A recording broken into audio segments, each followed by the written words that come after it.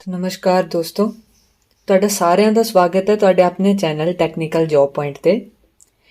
ਇਹ video series GNM preparation ਲਈ start ਕੀਤੀ ਗਈ ਹੈ। ਹਰ ਸੀਰੀਜ਼ ਦੇ ਵਿੱਚ ਕੁਝ ਨਾ ਕੁਝ ਕੁਐਸਚਨਸ ਦੀ ਤੁਹਾਨੂੰ ਪ੍ਰੈਕਟਿਸ ਕਰਵਾਈ ਜਾਏਗੀ। ਤੇ ਇਸ ਵੀਡੀਓ ਨੂੰ ਸਟਾਰਟ ਕਰਦੇ ਹਾਂ ਪਹਿਲੇ ਕੁਐਸਚਨ ਦੇ ਨਾਲ। A client admitted to a mental health care unit seems unhygienic, fatigued, and withdrawn from the group. On mental health status examination, nurse identifies that client is having suicidal ideations. The nurse identifies his condition as। ਇਹ question ਦਾ ਮਤਲਬ ਹੈ ਕਿ ਇੱਕ mental health care unit ਦੇ ਵਿੱਚ ਇੱਕ patient ਨੂੰ ਭਰਤੀ ਕੀਤਾ ਜਾਂਦਾ ਹੈ ਜੋ ਕਿ ਅਨਹਾਈਜੀਨਿਕ ਹੈ, ਥੱਕਿਆ ਹੋਇਆ ਦਿਖ ਰਿਹਾ ਤੇ ਆਪਣੇ ਗਰੁੱਪ ਤੋਂ ਵਿਛੜਾ ਹੋਇਆ ਪ੍ਰਤੀਤ ਹੋ ਰਿਹਾ। ਉਹਦੀ ਐਗਜ਼ਾਮੀਨੇਸ਼ਨ ਤੇ ਨਰਸ ਨੂੰ ਪਤਾ ਲੱਗਦਾ ਹੈ ਕਿ ਉਹਨੂੰ ਸੁਸਾਈਡ ਦੇ ਖਿਆਲਾਤ ਵੀ ਆਉਂਦੇ ਨੇ ਤੇ ਇਸ ਕੰਡੀਸ਼ਨ ਨੂੰ ਨਰਸ ਕਿਸ ਟਰਮ ਦੇ ਨਾਲ ਆਇਡੈਂਟੀਫਾਈ ਕਰੇਗੀ। ਆਪਣੇ ਕੋਲ 4 ਆਪਸ਼ਨ ਨੇ: ਡਿਪਰੈਸ਼ਨ, ਮੇਨੀਆ, ਹਾਈਪੋਕੌਂਡਰੀਏਸਿਸ ਐਂਡ ਸ਼ਿਜ਼ੋਫਰੇਨੀਆ। ਤਾਂ ਇਹਦਾ ਆਨਸਰ ਹੈ ਡਿਪਰੈਸ਼ਨ, ਆਪਸ਼ਨ ਏ। ਹੁਣ ਇਹਦੀ definition: a group of condition associated with the elevation or lowering of a person's mood। ਇੱਕ ਇਹੋ ਜਿਹੀ ਕੰਡੀਸ਼ਨ ਜਿਹਦੇ ਵਿੱਚ ਪਰਸਨ ਦਾ ਮੂਡ ਹੈ ਉਹ ਘਟਦਾ ਵੱਧਦਾ ਰਹਿੰਦਾ ਹੈ, ਜਾਂ ਕਦੇ ਉਹ ਬਹੁਤ ਖੁਸ਼ ਹੁੰਦਾ ਹੈ ਤੇ ਕਈ ਵਾਰ ਉਹ ਬਹੁਤ ਹੀ ਨਿਰਾਸ਼ ਤੇ ਉਦਾਸ ਪ੍ਰਤੀਤ ਹੁੰਦਾ ਹੈ, ਉਹਨੂੰ ਆਪਾਂ ਡਿਪਰੈਸ਼ਨ ਜਾਂ ਬਾਈਪੋਲਰ ਡਿਸਆਰਡਰ ਵੀ ਕਹਿ ਦਿੰਦੇ ਹਾਂ। ਹੁਣ ਵੱਧਦੇ ਹਾਂ ਆਪਾਂ ਅਗਲੇ ਕੁਐਸਚਨ ਦੀ ਤਰਫ। On mental status examination, the nurse identifies that a client firmly believes that she is having a serious liver disease। Mental examination ਤੇ ਨਰਸ ਨੂੰ ਪਤਾ ਲੱਗਦਾ ਹੈ ਕਿ ਕਲਾਇੰਟ ਨੂੰ ਇਹ ਵਿਸ਼ਵਾਸ ਹੋਇਆ ਰਹਿੰਦਾ ਹੈ ਕਿ ਉਹਨੂੰ ਇੱਕ ਬਹੁਤ ਹੀ ਭਿਆਨਕ ਲਿਵਰ ਦੀ ਬਿਮਾਰੀ ਹੈ, but there is no symptom, ਕੋਈ ਸਿੰਪਟਮ ਨਹੀਂ ਹੈ ਉਸ ਚੀਜ਼ ਦਾ। ਤੇ ਇਸ ਕੰਡੀਸ਼ਨ ਨੂੰ ਆਪਾਂ ਕਿਸ ਤਰੀਕੇ ਦੇ ਨਾਲ ਕੀ ਆਇਡੈਂਟੀਫਾਈ ਕਰਦੇ ਹਾਂ, ਹੁਣ ਉਸ ਬਾਰੇ ਆਪਾਂ ਦੇਖਦੇ ਹਾਂ। ਆਪਣੇ ਕੋਲ 4 ਆਪਸ਼ਨ ਨੇ: somatization disorder, hypochondriasis, conversion disorder and dissociative disorder. ਇਹਦਾ ਆਨਸਰ ਹੈ ਹਾਈਪੋਕੌਂਡਰੀਏਸਿਸ, ਆਪਸ਼ਨ ਬੀ। ਹੁਣ ਇਹਦੀ ਆਪਣੇ ਕੋਲ ਐਕਸਪਲੇਨੇਸ਼ਨ ਥੱਲੇ ਹੀ ਪ੍ਰੋਵਾਈਡ ਕੀਤੀ ਗਈ ਹੈ। An individual with hypochondriasis is known as hypochondriac। ਜਿਹਨੂੰ ਹਾਈਪੋਕੌਂਡਰੀਏਸਿਸ ਦੀ ਕੰਡੀਸ਼ਨ ਹੁੰਦੀ ਹੈ ਉਹਨੂੰ ਹਾਈਪੋਕੌਂਡਰੀਐਕ ਕਹੀਦਾ ਹੈ। ਹਾਈਪੋਕੌਂਡਰੀਐਕ ਦਾ ਮਤਲਬ ਹੁੰਦਾ ਹੈ ਕਿ ਇਹਨਾਂ ਨੂੰ ਇੱਕੋ ਦਮ ਅਲਾਰਮ ਮਿਲਦਾ ਹੈ, ਇੱਕ ਬੋਡੀ ਵੱਲੋਂ ਸਿਗਨਲ ਆਉਂਦਾ ਹੈ ਕਿ ਕੋਈ ਨਾ ਕੋਈ ਫਿਜ਼ੀਕਲ ਜਾਂ ਸਾਈਕੋਲੋਜੀਕਲ ਸਿੰਪਟਮ ਹੈ ਉਹਨੇ ਡਿਟੈਕਟ ਕੀਤਾ, ਭਾਵੇਂ ਉਹ ਛੋਟੇ ਤੋਂ ਛੋਟਾ ਹੀ ਕਿਉਂ ਨਾ ਹੋਵੇ। ਇਹਦੇ ਨਾਲ ਉਹ ਉਹਨਾਂ ਨੂੰ ਕਨਵਿੰਸ ਕਰ ਦਿੰਦਾ ਕਿ ਉਹਨਾਂ ਨੂੰ ਕੋਈ ਨਾ ਕੋਈ ਸੀਰੀਅਸ ਬਿਮਾਰੀ ਹੈਗੀ ਹੈ। ਇਸ ਕੰਡੀਸ਼ਨ ਨੂੰ ਆਪਾਂ ਕਹਿੰਦੇ ਆ ਹਾਈਪੋਕੌਂਡਰੀਏਸਿਸ। ਹੁਣ ਆਪਾਂ ਵੱਧਦੇ ਹਾਂ ਤੀਜੇ ਕੁਐਸਚਨ ਦੀ ਤਰਫ। Which of the following is not a symptom of schizophrenia. Schizophrenia ਇੱਕ ਮੈਂਟਲ ਡਿਸਆਰਡਰ ਹੈ ਜਿਹਦੇ ਵਿੱਚ ਇਨਸਾਨ ਇਮੋਸ਼ਨਲ ਡਿਟੈਚ ਹੋ ਜਾਂਦਾ, ਉਹਨੂੰ ਹੈਲੂਸੀਨੇਸ਼ਨਸ ਹੁੰਦੀਆਂ, ਇਲੂਜ਼ਨਸ ਹੁੰਦੇ ਆ, ਤਾਂ ਉਹਦੇ ਪੋਜ਼ਿਟਿਵ ਜਾਂ ਨੈਗੇਟਿਵ 2 ਪ੍ਰਕਾਰ ਦੇ ਸਿੰਪਟਮ ਹੁੰਦੇ ਆ। ਤੇ ਇਹਨਾਂ ਨੇ ਪੁੱਛਿਆ ਹੈ ਕਿ ਇਹਦੇ ਵਿੱਚੋਂ ਕਿਹੜਾ ਸਿੰਪਟਮ ਹੈ ਇੱਕ ਪੋਜ਼ਿਟਿਵ ਸਿੰਪਟਮ ਨਹੀਂ ਹੈ। ਇਹਦਾ ਆਨਸਰ ਹੈ blunted affect. Blunted affect is a lack of affect more severe than restricted or constricted effect but less severe than a flat or flattened effect। The difference between flat and blunted effect is in degree। A person with flat effect has no or nearly no emotional expression। Flat ਤੇ blunt effect 'ਚ 2 difference ਇਹ ਨੇ ਕਿ ਜਿਹੜਾ flat effect ਹੈ ਤੇ blunt, ਇਹ ਦੋਵੇਂ ਨੈਗੇਟਿਵ ਇਫੈਕਟਸ ਨੇ। ਫਲੈਟ ਇਫੈਕਟ ਦੇ ਵਿੱਚ ਜਿਹੜਾ ਬੰਦਾ ਹੈ ਉਹ ਕੋਈ ਇਮੋਸ਼ਨ ਸ਼ੋ ਕਰਦਾ ਹੀ ਨਹੀਂ ਹੈ। ਫਲੈਟ ਇਫੈਕਟ ਦੇ ਵਿੱਚ ਇਨਸਾਨ ਕੋਈ ਇਮੋਸ਼ਨ ਸ਼ੋ ਨਹੀਂ ਕਰਦਾ। ਬਲੰਟਡ ਇਫੈਕਟ ਦੇ ਵਿੱਚ ਉਹਦੇ ਅੰਦਰ ਇਮੋਸ਼ਨਸ ਹੁੰਦੇ ਹੈ, ਉਹਨੂੰ ਦੁੱਖ ਹੁੰਦਾ, ਉਹਨੂੰ ਖੁਸ਼ੀ ਹੁੰਦੀ ਹੈ ਤੇ ਬਹੁਤ ਕੁਝ ਹੁੰਦਾ ਹੈ, ਬਟ ਉਹ ਆਪਣੇ ਆਪ ਨੂੰ ਪ੍ਰਤੀਤ ਨਹੀਂ ਕਰ ਪਾਉਂਦਾ, ਆਪਣੇ ਐਕਸਪ੍ਰੈਸ਼ਨਸ ਨੂੰ ਸ਼ੋ ਕਰਨ ਤੇ ਉਹਨੂੰ ਬਹੁਤ ਮੁਸ਼ਕਿਲ ਆਉਂਦੀ ਹੈ। ਇਹ ਡਿਫਰੈਂਸ ਹੈ। ਹੁਣ ਆਉਂਦੇ ਹਾਂ ਨੈਕਸਟ ਕੁਐਸਚਨ ਦੀ ਤਰਫ। During a mental status examination, the nurse 14 notes that the client repeatedly using rhyming words in his sentence like cat, rat, bat, etc। ਦੇ ਇਸ ਚੀਜ਼ ਨੂੰ ਆਪਾਂ ਕੀ ਕਹਿੰਦੇ ਆ? ਐਗਜ਼ਾਮੀਨੇਸ਼ਨ ਦੇ ਵਿੱਚ ਨਰਸ ਨੇ ਇੱਕ ਚੀਜ਼ ਨੋਟ ਕਰਦੀ ਹੈ ਕਿ ਜਿਹੜਾ ਪੇਸ਼ੈਂਟ ਹੁੰਦਾ ਉਹ ਬਾਰ-ਬਾਰ ਰਾਈਮਿੰਗ ਵਰਡਸ ਨੂੰ ਯੂਜ਼ ਕਰਦਾ, ਜਿੱਦਾਂ ਕੈਟ, ਰੈਟ, ਬੈਟ ਤੇ ਪੈਟ। ਇਸ ਕੰਡੀਸ਼ਨ ਨੂੰ ਕੀ ਟਰਮ ਦਿੱਤੀ ਜਾਂਦੀ ਹੈ? ਇਸ ਨੂੰ ਕਹਿੰਦੇ ਨੇ clang association. Clang association is grouping of words, usually rhyming words, that are based on similar sounding sounds even though the words themselves don't have any logical reason to be grouped together. A person who is speaking this way may be showing signs of psychosis in bipolar disorder or schizophrenia. ਇਹਦਾ ਮਤਲਬ ਹੈ ਕਲੈਂਗ ਇੱਕ association ਹੁੰਦਾ ਹੈ, words ਦੀ grouping ਕਰਨਾ, ਜ਼ਿਆਦਾਤਰ rhyming words ਨੂੰ ਲੈਣਾ ਜਿਨ੍ਹਾਂ ਦੀ ਸਾਊਂਡਿੰਗ ਸਿਮਿਲਰ ਹੁੰਦੀ ਹੈ, ਬਟ ਇਹਨਾਂ ਦਾ ਕੋਈ ਰੀਜ਼ਨ ਨਹੀਂ ਹੁੰਦਾ ਕਿ ਉਹ ਆਪਣੀ ਗੱਲ ਦੇ ਵਿੱਚ ਉਹਨਾਂ ਦਾ ਕੋਈ ਕਾਰਨ ਹੋਵੇ, ਉਹ ਬੇਕਾਰਨ ਹੀ ਮੌਜੂਦ ਹੁੰਦੇ ਨੇ। ਇਹ ਕਿਸ ਤਰ੍ਹਾਂ ਦਾ ਸਿੰਪਟਮ ਹੈ? ਇਸ ਨੂੰ ਕਹਿੰਦੇ ਨੇ ਸਾਈਕੋਸਿਸ। ਸਾਈਕੋਸਿਸ ਦਾ ਮਤਲਬ ਹੁੰਦਾ ਹੈ ਕਿ ਇਨਸਾਨ ਆਪਣੀ ਰਿਐਲਿਟੀ ਦੇ ਨਾਲ ਟੱਚ ਖੋ ਦਿੰਦਾ ਹੈ, ਉਹ ਐਵੇਂ ਕੁਝ ਵੀ ਹੈਲੂਸੀਨੇਸ਼ਨਸ 'ਚ ਰਹਿੰਦਾ, ਡਿਲਿਊਜ਼ਨਸ 'ਚ ਰਹਿੰਦਾ, ਤੇ ਇਹ ਇੱਕ ਸਿੰਪਟਮ ਹੁੰਦਾ ਬਾਈਪੋਲਰ ਡਿਸਆਰਡਰ, ਜਿਹਨੂੰ ਆਪਾਂ ਕਹਿੰਦੇ ਡਿਪਰੈਸ਼ਨ ਜਾਂ ਸ਼ਿਜ਼ੋਫਰੇਨੀਆ। ਤੇ ਇਹ ਇਹਦੇ ਵਿੱਚ ਕੁਝ ਸਮੇਂ ਬਾਅਦ ਐਦਾਂ ਦੀਆਂ ਕੰਡੀਸ਼ਨਸ ਆਉਂਦੀਆਂ ਰਹਿੰਦੀਆਂ ਨੇ। A client admitted to a mental health care unit firmly believes that her husband has extramarital affair with his secretary. This is called as, ਇੱਕ ਕਲਾਇੰਟ ਹੈ, ਉਹ ਮੈਂਟਲ ਹੈਲਥ ਕੇਅਰ ਚਾਹੁੰਦਾ ਹੈ ਤੇ ਉਹਨੂੰ ਇਹ ਲੱਗਦਾ ਕਿ ਉਹਦੇ ਹਸਬੈਂਡ ਦਾ ਇੱਕ ਐਕਸਟਰਾ ਮੈਰਿਟਲ ਅਫੇਅਰ ਹੈ ਉਹਦੀ ਸੈਕਟਰੀ ਨਾਲ। ਇਸ ਚੀਜ਼ ਨੂੰ ਆਪਾਂ ਕੀ ਕਹਿੰਦੇ ਆ? ਇਸ ਚੀਜ਼ ਨੂੰ ਕਿਹਾ ਜਾਂਦਾ ਹੈ ਡਿਲਿਊਜ਼ਨ ਆਫ ਜੈਲਸੀ। ਡਿਲਿਊਜ਼ਨ ਦਾ ਮਤਲਬ ਹੁੰਦਾ ਹੈ ਮਨਘੜੰਤ, ਜੋ ਚੀਜ਼ ਅਸਲ 'ਚ ਮੌਜੂਦ ਨਹੀਂ ਹੈ ਪਰ ਆਪਣੇ ਬਹੁਤ ਜ਼ਿਆਦਾ ਸੋਚਣ ਕਰਕੇ ਆਪਾਂ ਨੂੰ ਉਹ ਰਿਐਲਿਟੀ ਲੱਗਣ ਲੱਗ ਜਾਂਦੀ ਹੈ। ਠੀਕ ਹੈ, ਆਪਸ਼ਨ ਏ ਆਨਸਰ ਹੈ। ਇਹ ਕੰਡੀਸ਼ਨਸ ਜਿਨ੍ਹਾਂ ਨੂੰ ਡਿਮੈਂਸ਼ੀਆ ਹੋਵੇ may signal dementia with Lewy body's disease. According to a team of neuropsychiatrists, delusional jealousy is an organic psychotic syndrome characterized by pathological belief in infidelity of one's spouse or partner. Delusional jealousy ਦਾ ਮਤਲਬ ਹੁੰਦਾ ਹੈ ਕਿ ਆਪਾਂ ਨੂੰ ਕਿਸੇ ਦੇ partner ਜਾਂ ਆਪਣੇ ਪਾਰਟਨਰ ਜਾਂ ਸਪਾਊਸ ਦੇ ਬਾਰੇ ਇੱਕ ਇਹੋ ਜਿਹਾ ਵਿਸ਼ਵਾਸ ਬਣ ਜਾਂਦਾ ਕਿ ਉਹ ਆਪਣੇ ਨਾਲ ਧੋਖਾ ਕਰ ਰਿਹਾ। ਇਹ ਇੱਕ ਸਾਈਕੋਲੋਜੀਕਲ ਬਿਮਾਰੀ ਹੈ ਜੋ ਕਿ ਲਿਊ ਬੋਡੀ ਡਿਜ਼ੀਜ਼ ਦੇ ਨਾਲ ਇੰਡੀਕੇਟ ਕੀਤੀ ਜਾਂਦੀ ਹੈ, ਜਾਂ ਇੱਕ ਡਿਮੈਂਸ਼ੀਆ ਨਾਮ ਦੀ ਪ੍ਰੋਬਲਮ ਹੁੰਦੀ ਹੈ ਉਹਦੇ ਨਾਲ ਇਸ ਨੂੰ ਰਿਲੇਟ ਕੀਤਾ ਜਾਂਦਾ ਹੈ। ਹੁਣ ਆਪਾਂ ਅੱਗੇ ਵਧਦੇ ਹਾਂ ਨੈਕਸਟ ਕੁਐਸਚਨ ਦੀ ਤਰਫ। Which of the following vitamin deficiency will be there in association with chronic alcoholism? ਕਿਹੜੀ ਵਿਟਾਮਿਨ ਡੈਫੀਸ਼ੀਐਂਸੀ ਆਪਣੇ ਅੰਦਰ ਆ ਸਕਦੀ ਹੈ ਜਦੋਂ ਇਨਸਾਨ ਨੂੰ ਬਹੁਤ ਜ਼ਿਆਦਾ ਕ੍ਰੋਨਿਕ ਐਲਕੋਹਲਿਜ਼ਮ, ਬਹੁਤ ਜ਼ਿਆਦਾ ਸ਼ਰਾਬ ਪੀਂਦਾ ਹੋਵੇ, ਲੱਤ ਲੱਗ ਚੁੱਕੀ ਹੋਵੇ? ਤਾਂ ਇਹਦਾ ਆਨਸਰ ਹੈ ਥੀਆਮਿਨ।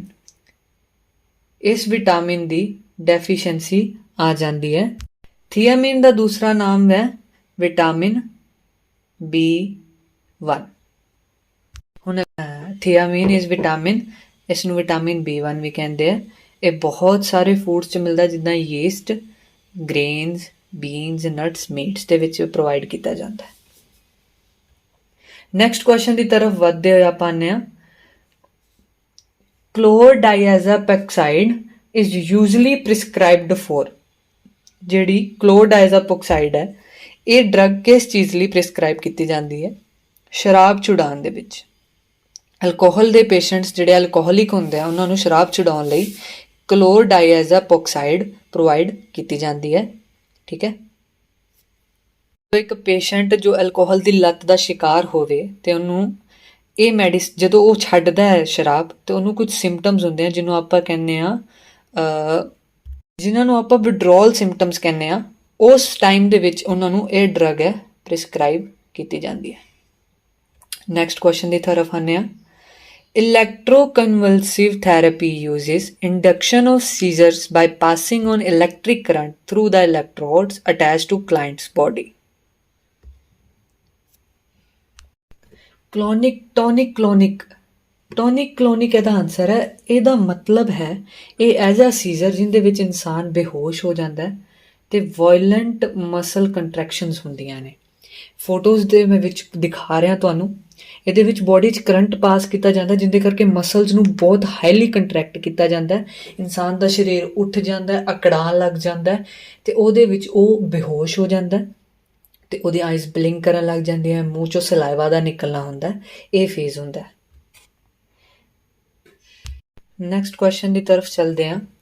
ਵਿਚ of the following is not an extrapyramidal symptom. Extrapyramidal symptom ਦਾ ਮਤਲਬ ਕੀ ਹੈ? ਪਿਰਾਮਿਡਲ ਸਿੰਪਟਮ ਦਾ ਮਤਲਬ ਹੁੰਦਾ ਹੈ ਕਿ ਕੋਈ ਇਨਸਾਨ ਇੱਕਦਮ ਇੱਕ ਜਗ੍ਹਾ ਤੇ ਚੁੱਪਚਾਪ ਨਾ ਬੈਠ ਸਕੇ, ਕੋਈ ਨਾ ਕੋਈ ਉਹ ਐਕਸ਼ਨ ਕਰ ਹੀ ਰਿਹਾ ਹੈ, ਜਿੱਦਾਂ ਬੈਠੇ ਪੈਰ ਹਿਲਾਣਾ, ਹੱਥਾਂ ਨੂੰ ਹਿਲਾਣਾ, ਜੇ ਹੱਥ ਪੈਰ ਨਹੀਂ ਹਿਲ ਰਹੇ ਤਾਂ ਕੋਈ ਨਾ ਕੋਈ ਮੂੰਹ ਦੇ ਨਾਲ ਮੂਵਮੈਂਟ ਕਰਨੀ ਜਾਂ ਆਪਣੇ ਸਰੀਰ ਤੋਂ ਕੋਈ ਨਾ ਕੋਈ ਮੂਵਮੈਂਟ ਕਰਦੇ ਰਹਿਣਾ। ਹੁਣ ਇਹਨਾਂ ਦੇ ਵਿੱਚੋਂ ਇਹ ਜੀ ਕਿਹੜੀ ਚੀਜ਼ ਹੈ ਉਹ ਜੋ ਕਹਿ ਰਿਹਾ ਹੈ ਕਿ ਇੱਕ ਐਕਸਟਰਾ ਪਿਰਾਮਿਡਲ ਸਿੰਪਟਮ ਨਹੀਂ ਹੈ, ਜੋ ਕਿ ਬਾਹਰੋਂ ਕਿਸੇ ਐਕਸ਼ਨ ਦੇ ਨਾਲ ਪ੍ਰਤੀਤ ਨਹੀਂ ਹੁੰਦਾ? ਤਾਂ ਉਹਦਾ ਆਨਸਰ ਹੈ ਹਾਈਪੋਟੈਂਸ਼ਨ। ਹਾਈਪੋਟੈਂਸ਼ਨ ਦਾ ਮਤਲਬ ਹੁੰਦਾ ਹੈ ਲੋ ਬੀਪੀ। ਠੀਕ ਹੈ, ਲੋ ਬੀਪੀ ਆਪਣੇ ਸਰੀਰ ਦੀ ਅੰਦਰੂਨੀ ਇਹ ਜੀ ਚੀਜ਼ ਹੁੰਦੀ ਹੈ ਜਿਹਦਾ ਆਪਾਂ ਕਹਿੰਦੇ ਬਲੱਡ ਪ੍ਰੈਸ਼ਰ ਘਟ ਗਿਆ, ਉਹਦਾ ਕੋਈ ਬਾਹਰ ਆਪਾਂ ਨੂੰ ਸਿੰਪਟਮ ਦਿਖਾਈ ਨਹੀਂ ਦਿੰਦਾ, ਉਹਦੇ ਨਾਲ ਕੋਈ ਛੱਤ ਪੈਰ ਦੀ ਮੂਵਮੈਂਟ ਨਹੀਂ ਹੁੰਦੀ ਹੈ। ਹੁਣ ਵੱਧਦੇ ਹਾਂ ਅਗਲੇ ਕੁਐਸਚਨ ਦੀ ਤਰਫ। The principal of college of nursing belongs to. ਇਹ ਨਰਸਿੰਗ ਕਾਲਜ ਦੀ ਮੈਨੇਜਮੈਂਟ ਦੇ ਰਿਲੇਟਡ ਕੁਐਸਚਨ ਹੈ। ਕਿਹੜੇ ਲੈਵਲ ਤੇ ਬਿਲੋਂਗ ਕਰਦਾ ਹੈ? ਟੌਪ ਲੈਵਲ ਮੈਨੇਜਮੈਂਟ ਤੇ। ਠੀਕ ਹੈ, ਉਸ ਤੋਂ ਬਾਅਦ ਆ ਜਾਂਦਾ ਹੈ 11ਵਾਂ ਕੁਐਸਚਨ।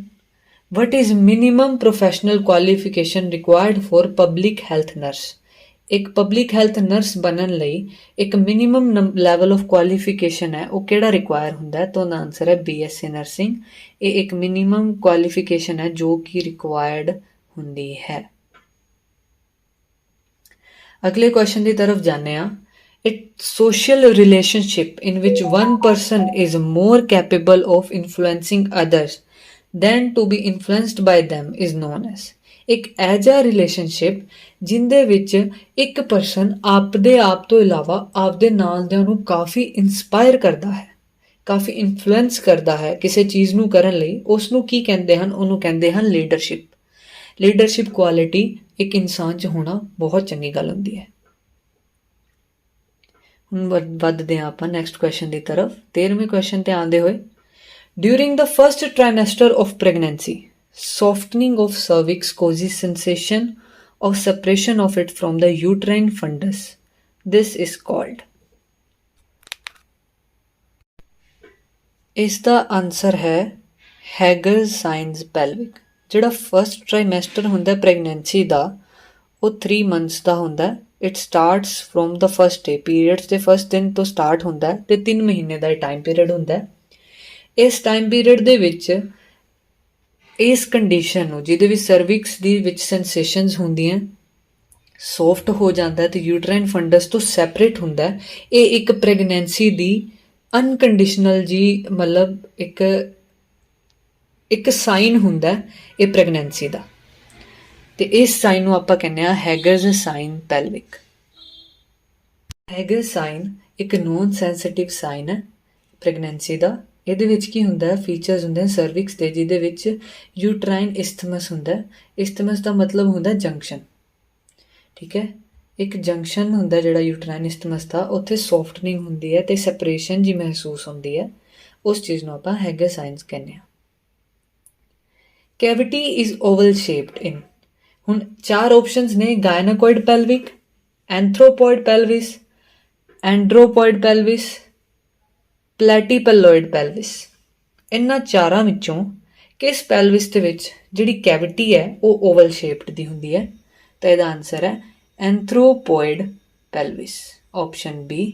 ਕੈਵਿਟੀ ਜਿਹੜੀ ਹੁੰਦੀ ਹੈ ਓਵਲ ਸ਼ੇਪਡ ਹੁੰਦੀ ਹੈ। ਵੀਡੀਓ ਦੇ ਵਿੱਚ ਸਾਨੂੰ ਮੈਂ ਇੱਕ ਫੋਟੋ ਦਿਖਾ ਰਿਹਾ ਜਿਹਦੇ ਵਿੱਚ 4 ਟਾਈਪਸ ਦੀ ਪੈਲਵਿਸ ਦੀ ਕੈਵਿਟੀ ਦਿਖਾਈ ਜਾ ਰਹੀ ਹੈ, ਤੇ ਆਪਣੇ ਹਿਸਾਬ ਨਾਲ ਜਿਹੜੀ ਐਂਥਰੋਪੋਇਡ ਪੈਲਵਿਸ ਆਨਸਰ ਹੈ ਉਹਦੀ ਕੈਵਿਟੀ ਓਵਲ ਸ਼ੇਪ ਦੀ ਹੁੰਦੀ ਹੈ, ਜੋ ਕਿ ਤੁਸੀਂ ਦੇਖ ਰਹੇ ਹੋਵੋਗੇ। ਇਹ ਸਾਰੀਆਂ ਟਰਮਸ ਪ੍ਰੈਗਨੈਂਸੀ ਦੇ ਨਾਲ ਰਿਲੇਟਡ ਨੇ। ਹੁਣ ਵੱਧਦੇ ਹਾਂ ਆਪਾਂ ਨੈਕਸਟ ਕੁਐਸਚਨ ਦੀ ਤਰਫ। The first foetal movement can be felt by mother between. ਬੱਚੇ ਦੀ ਪੇਟ ਦੇ ਵਿੱਚ ਜਦੋਂ ਮੂਵਮੈਂਟ ਹੁੰਦੀ ਹੈ, ਉਸ ਮੂਵਮੈਂਟ ਨੂੰ ਕਿਸ ਸਮੇਂ ਦੇ ਵਿੱਚ ਫੀਲ ਕਰਦੀ ਹੈ ਮਾਂ, ਉਸ ਦਾ ਟਾਈਮ ਪੀਰੀਅਡ ਕੀ ਹੈ? ਉਸ ਦਾ ਆਨਸਰ ਹੈ 16 ਤੋਂ 20 ਹਫ਼ਤੇ। ਫਸਟ ਟ੍ਰਾਈਮੈਸਟਰ ਤੋਂ ਬਾਅਦ 16 ਤੋਂ 20 ਹਫ਼ਤੇ ਜਿਹੜੇ ਹੁੰਦੇ ਆ, ਉਸ ਤੋਂ ਬਾਅਦ ਫੀਟਸ ਦੀ ਮੂਵਮੈਂਟ ਹੈ ਉਹ ਫੀਲ ਹੋਣ ਲੱਗ ਜਾਂਦੀ ਹੈ। ਹੁਣ ਵੱਧਦੇ ਹਾਂ ਅਗਲੇ ਕੁਐਸਚਨ। ਵੈਜੀਨਾ ਦੇ ਵਿੱਚ ਜਿਹੜੇ ਸਿਕ੍ਰੀਸ਼ਨਸ ਹੁੰਦੇ ਆ ਉਹਦਾ pH ਕੀ ਹੁੰਦਾ ਹੈ? pH ਹੁੰਦਾ ਜਦੋਂ ਇਹ ਸਕੇਲ ਹੈ ਜਿੱਥੇ ਐਸਿਡ ਤੇ ਬੇਸਿਸਿਟੀ ਨੂੰ ਮੈਜ਼ਰ ਕੀਤਾ ਜਾਂਦਾ ਹੈ, ਤੇ ਜਿਹੜੀ ਵਜਾਈਨਾ ਹੁੰਦੀ ਹੈ ਉਹਦਾ ਨੇਚਰ ਐਸਿਡਿਕ ਹੁੰਦਾ। ठीक है। उस लिए ਆਪਾਂ ਨੂੰ ਇੱਥੇ ਆਨਸਰ ਹੈ ਬੀ 4.5 to 5.5 pH ਹੁੰਦੀ ਹੈ। ਇਹ pH ਸਕੇਲ ਦਾ ਹੁੰਦਾ ਜਿਹਦੀ ਇਸ ਤਰਫ ਐਸਿਡ ਹੁੰਦਾ ਤੇ ਇਸ ਤਰਫ ਬੇਸ। ਠੀਕ ਹੈ, ਹੁਣ ਅਗਲੇ ਕੁਐਸਚਨ ਦੀ ਤਰਫ ਵਧਦੇ ਹਾਂ। A pregnant woman is diagnosed with gestational diabetes mellitus. Which of the following intervention should be questioned by nurse? ਇੱਕ ਪ੍ਰੈਗਨੈਂਟ ਮਦਰ ਹੈ ਜਿਹਨੂੰ ਜੈਸਟੇਸ਼ਨਲ ਡਾਇਬਟੀਜ਼ ਮੈਲਾਈਟਸ ਹੈ।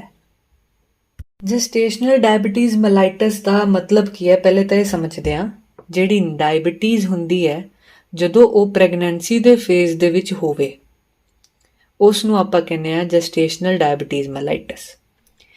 ਪੇਸ਼ੈਂਟ ਆਉਂਦਾ ਹੈ ਨਰਸ ਦੇ ਕੋਲ ਤਾਂ ਉਹਨੂੰ ਕੀ ਦੇਣਾ ਚਾਹੀਦਾ? ਉਹਨੂੰ ਦੇਣਾ ਚਾਹੀਦਾ ਓਰਲ ਹਾਈਪੋਗਲਾਈਸੀਮਿਕ ਏਜੰਟ। ਹਾਈਪੋਗਲਾਈਸੀਮਿਕ ਏਜੰਟ ਜੋ ਕਿ ਸ਼ੂਗਰ ਨੂੰ ਘਟਾਉਣ ਵਾਲੇ ਓਰਲ ਦਵਾਈਆਂ ਜਿਹੜੀਆਂ ਖਾਧੀਆਂ ਜਾ ਸਕਣ। ਇੰਜੈਕਸ਼ਨਸ ਜਾਂ ਇੱਦਾਂ ਦੇ ਇਨਸੂਲਿਨ ਇੰਜੈਕਸ਼ਨਸ ਉਹਨੂੰ ਨਹੀਂ ਦੇਣੇ। ਤਾਂ ਇਸ ਲਈ ਇਹਦਾ ਆਨਸਰ ਹੈ ਆਪਸ਼ਨ ਸੀ। ਅਗਲੇ ਕੁਐਸਚਨ ਦੀ ਤਰਫ ਵਧਦੇ ਹਾਂ। ਸਪੋਂਟੇਨੀਅਸ ਅਬੋਰਸ਼ਨਸ ਇਨ 3 or more successive pregnancies is called।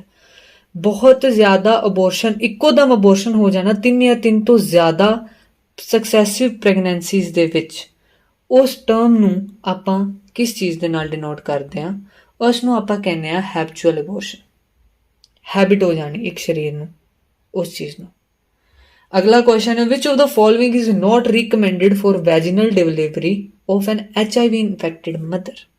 ਇੱਕ HIV ਇਨਫੈਕਟਡ ਮਦਰ ਹੈ, ਉਹਦੇ ਡਿਲੀਵਰੀ ਦੇ ਟਾਈਮ ਤੇ ਉਹਨੂੰ ਇਹਨਾਂ ਆਪਸ਼ਨਸ ਚੋਂ ਕਿਹੜੀ ਚੀਜ਼ ਹੈ ਆਪਾਂ ਰਿਕਮੈਂਡ ਨਹੀਂ ਕਰਨੀ?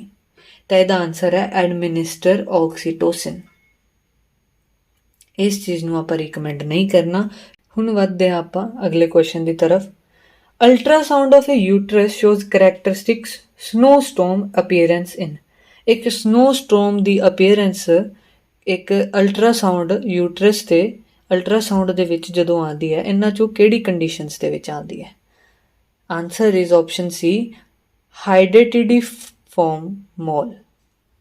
Answer is option C hydatidiform mole. ਇਸ ਨੂੰ ਮੈਂ ਫੋਟੋ ਦੇ ਵਿੱਚ ਤੁਹਾਨੂੰ ਦਿਖਾਣਾ। ਉਹਦੇ ਵਿੱਚ ਤੁਸੀਂ ਦੇਖ ਰਹੇ ਹੋਵੋਗੇ ਹਾਈਡਰਟਿਡੀਫਾਰਮ ਮੋਲ ਇੱਦਾਂ ਦੀ ਅਪੀਅਰੈਂਸ ਅਲਟਰਾਸਾਊਂਡ ਦੇ ਵਿੱਚ ਆਉਂਦੀ ਹੈ। ਇੱਕ ਸਨੋਸਟੋਰਮ ਦੀ ਅਪੀਅਰੈਂਸ ਹੁੰਦੀ ਹੈ, ਇੱਕ ਬਵੰਡਰ ਜਿਹਦੇ ਵਿੱਚ ਬਰਫ਼ ਦਾ ਬਵੰਡਰ ਆਉਣਾ, ਇਸ ਦਾ ਮਤਲਬ ਹੈ। ਅਗਲੇ ਹੁਣ ਕੁਐਸਚਨ ਦੇ ਵੱਲ ਵੱਧਦੇ ਹਾਂ।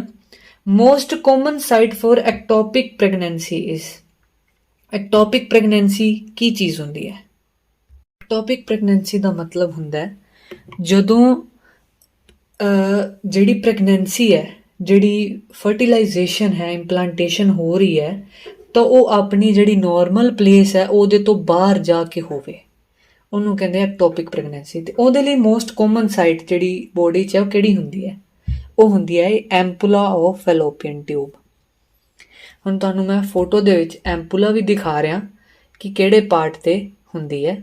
ਇਸ ਪਾਰਟ ਨੂੰ ਆਪਾਂ ਐਂਪੂਲਾ ਕਹੀਦਾ ਤੇ ਇੱਥੇ ਐਕਟੋਪਿਕ ਪ੍ਰੈਗਨੈਂਸੀ ਹੁੰਦੀ ਹੈ, ਜਿੱਥੇ ਤੁਹਾਨੂੰ ਦਿਖ ਰਹੀ ਹੋਏਗੀ ਮਾਰਕ ਕੀਤਾ ਗਿਆ। ਨਾਰਮਲ ਪ੍ਰੈਗਨੈਂਸੀ ਇੱਥੇ ਹੁੰਦੀ ਹੈ, ਐਕਟੋਪਿਕ ਪ੍ਰੈਗਨੈਂਸੀ ਇਸ ਜਗ੍ਹਾ ਤੇ ਹੁੰਦੀ ਹੈ।